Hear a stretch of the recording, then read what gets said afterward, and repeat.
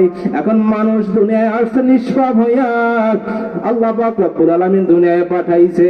আমি যে দুনিয়ায় আসবো আমার মাও জানতো না, বাবাও জানতো না, এলাকার মানুষও জানতো না, আমি নিজেও জানতাম না আমার নাম কি হবে, আমার বংশ পরিচয় কি হবে, কোন জমিনে আসব, কোন প্রতিষ্ঠানে লেখাপড়া করব, কোন জায়গায় খেদমত করব, আমি নিজেও জানতাম না, দুনিয়ার কেউ জানতো না।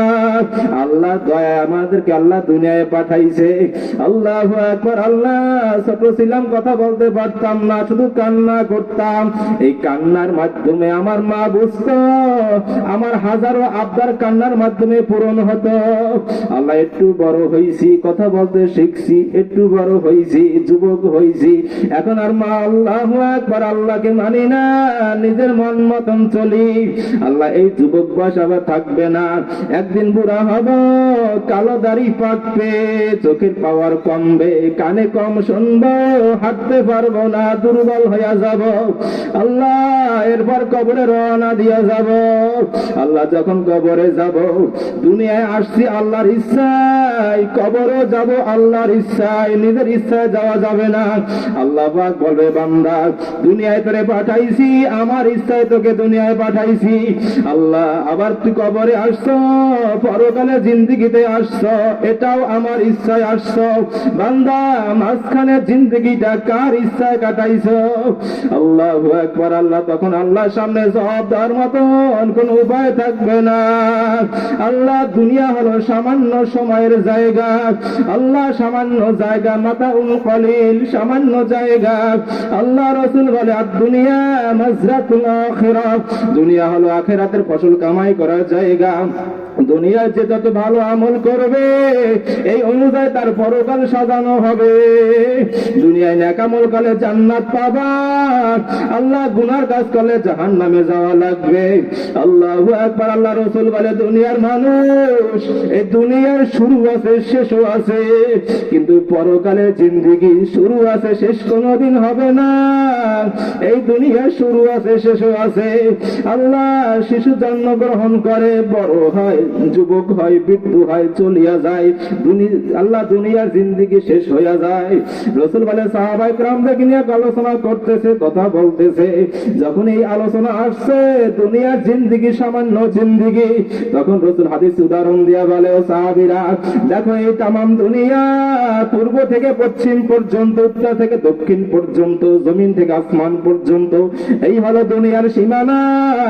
এই দুনিয়ার সীমানাটা যদি সরিষা দিয়া ভরা হয়, সরিষা ছোট্ট দানা, সরিষা দিয়া ভরা হয়, আর যদি আল্লাহ একটা পাখিকে আদেশ করে, পাখি এই দেখো তামাম দুনিয়ার যে গোডাউন সরিষা দিয়া ভরপুর, তুমি এখান থেকে একটা সরিষা দানা খাবা, 500 বছর ঘুমাবা, খাবা না, আবার 500 বছর পর আর একটা দানা খাবা, আবার 500 বছর আর একটা দানা খাবা, আবার তুমি 500 বছর অফ থাকবা, আবার 500 বছর পর আর একটা দানা খাবা।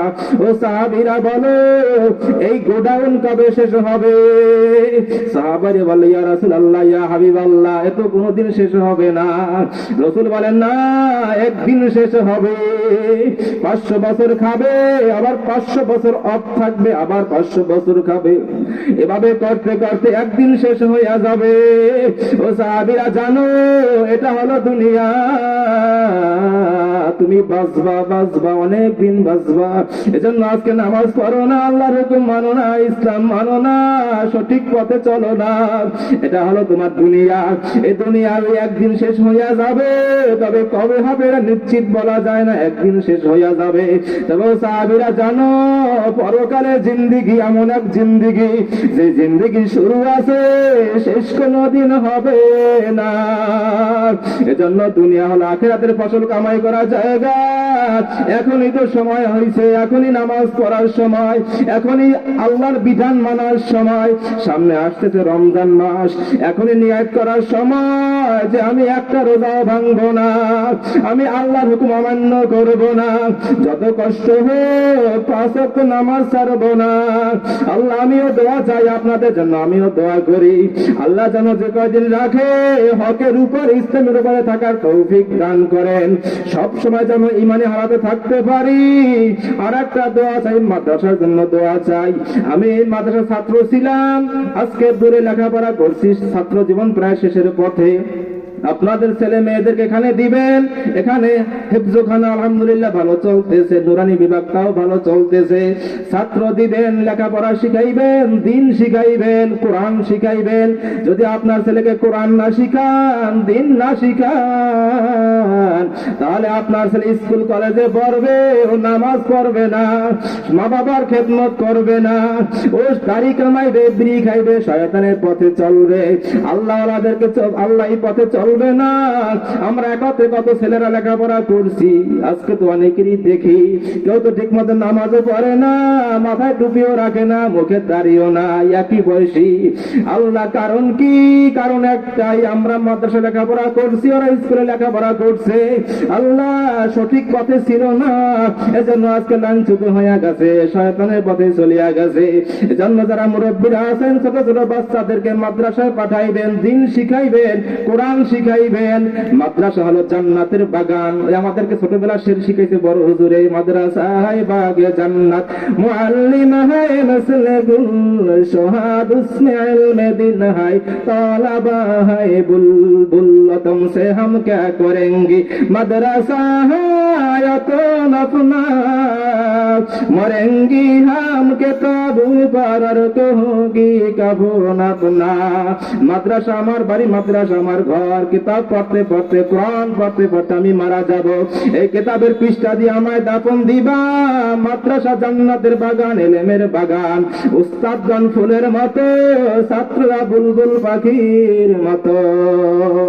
যাই হোক, যে আলোচনা করলাম এর উপরে আমাকে আপনাদেরকে আমল করা তৌফিক দান করেন। দোয়া চাই, দোয়া করি। আসসালামু আলাইকুম ওয়া রাহমাতুল্লাহি ওয়া বারাকাতুহু।